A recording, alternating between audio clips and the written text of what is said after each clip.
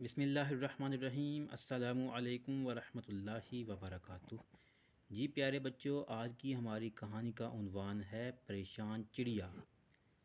کسی جنگل میں ایک چڑیا رہتی تھی۔ اس نے اپنا گھونسلہ ایک درخت کی گھنی شاخوں کے درمیان بنایا ہوا تھا۔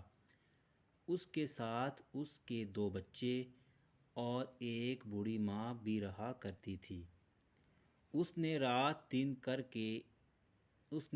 دن ایک کر کے اپنے بچوں کی پرورش کی تھی۔ ننھی چڑیا دور دور سے اپنے بچوں کے لیے کھانے کی چیزیں لایا کرتی تھی۔ چڑیا کو اپنے بچوں سے بہت ہی محبت تھی۔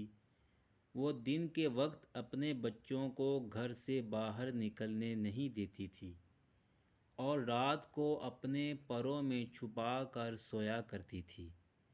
اب بچے بھی کچھ بڑے ہو گئے اور اپنی زبان سے چوں چوں چیں چیں کرنے لگے۔ جب چڑیا کھانے کی تلاش میں گھر سے باہر جاتی تھی تو بچوں کے لیے بہت فکر مند رہتی تھی۔ چڑیا کا یہ معمول تھا کہ صبح سویرے حمد و ثنا کرتی، پھر دانے دنکے کی تلاش میں نکل جاتی اور جو کچھ مل جاتا لے آتی۔ اس کے بعد پھر نکل جاتی۔ ایک دن چڑیا صبح کو گھر سے نکلی اور رات تک واپس نہیں لوٹی۔ گھر میں سب پریشان ہونے لگے۔ رات ہو گئی لیکن چڑیا کا نام و نشان تک نہ تھا۔ اب تو بچے رونے لگے۔ ادھر چڑیا جیسے ہی کھانے کی تلاش میں ایک گھر میں اتری، ایک جال میں پھنس گئی۔ اب بچے نے اسے جال سے نکال کر پنجرے میں بند کر دیا اور اس سے کھیلنے لگا۔ جب شام ہوئی تو بچے نے چڑیا کو پنجرے سے باہر نکالا اور اس پر لال رنگ پھیرنے لگا۔ جب چڑیا کا سارا جسم لال ہو گیا تو اس نے چڑیا کو چھوڑ دیا۔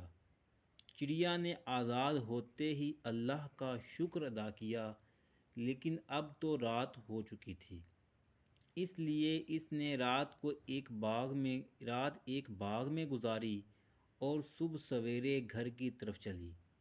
لیکن یہاں تو ماجرا ہی کچھ اور تھا۔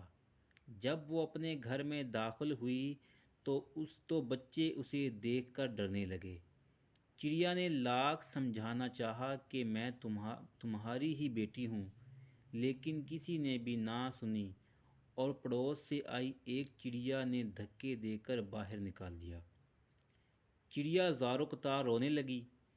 چڑیا نہیں چاہتی تھی کہ اس کے بچے بھوک سے مر جائیں، اس لیے وہ بچوں کے ڈرنے کے باوجود روزانہ ان کے لیے دانہ دنکا لا کر گھر میں رکھ جاتی تھی۔ ایک دن جب وہ جنگل کی طرف دانے کی تلاش میں جا رہی تھی تو اس کی ملاقات ایک پری سے ہوئی۔ چڑیا کو دیکھ کر پری نے کہا، بہن چڑیا، تم بہت پریشان اور دکھی نظر آ رہی ہو۔ چڑیا نے سارا ماجرا کہہ سنایا۔ قصہ سن کر پری نے کہہ دیا، صبح کو اٹھ کر سورج سے اپنا حال بیان کرنا، وہ ضرور تمہاری مدد کرے گا۔ جب دوسرے دن سورج پہاڑوں کے پیچھے سے ابھرنے لگا تو چڑیا نے اسے اپنا حال سنایا۔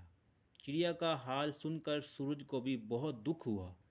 پھر اس نے چڑیا سے کہا، کل آسمان پر بادل چھائیں گے اور بارش بھی ہوگی۔ بارش کے بعد ایک خوبصورت قوس قزح آسمان پر نمودار ہوگی۔ تم صبح اٹھ کر شبنم سے غسل کرنا، پھر بڑے درخت کی ایک اونچی سی شاخ پر بیٹھ جانا۔ جب میری پہلی کرن نکلے تو اس کی روشنی تمہارے جسم پر بھی پڑے گی۔ پھر جب قوس قزح کے رنگ غائب ہوں گے تو اس کے ساتھ تمہارا رنگ بھی غائب ہو جائے گا۔ دوسرے دن چڑیا نے ایسا ہی کیا۔ سب سے پہلے شبنم سے غسل کیا، پھر ایک بڑے درخت کی اونچی شاخ پر جا بیٹھی۔ تھوڑی دیر کے بعد آسمان پر بادل چھا گئے اور بارش ہونے لگی۔ پھر قوس قزح بھی نمودار ہوئی۔ جب سورج نکلا تو اس کی روشنی اس پر بھی پڑنے لگی۔ کچھ دیر کے بعد جب قوس قزح کے رنگ آسمان سے غائب ہونے لگے تو اس کے ساتھ ساتھ چڑیا کا رنگ بھی غائب ہونے لگا، اور وہ پھر سے پہلے جیسی چڑیا ہو گئی۔ یہ دیکھ کر وہ بہت خوش ہوئی اور ایک دم اپنے گھر کی طرف اڑی۔ بچے اپنی ماں کو صحیح سلامت دیکھ کر اس سے چمٹ گئے۔ ماں نے بچوں کو بہت پیار کیا اور پھر اپنا سارا حال بیان کیا۔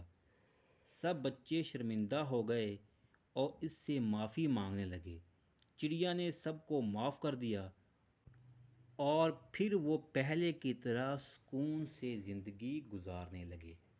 تو پیارے بچوں، یہ تھی ہماری آج کی کہانی، جس میں چڑیا بہت پریشان تھی اور بعد میں وہ اپنے بچوں اور اپنی والدہ کے ساتھ وہ دوبارہ سے مل گئی اور اپنی زندگی کو ہنسی خوشی انجوائے کرنے لگی۔ اللہ حافظ۔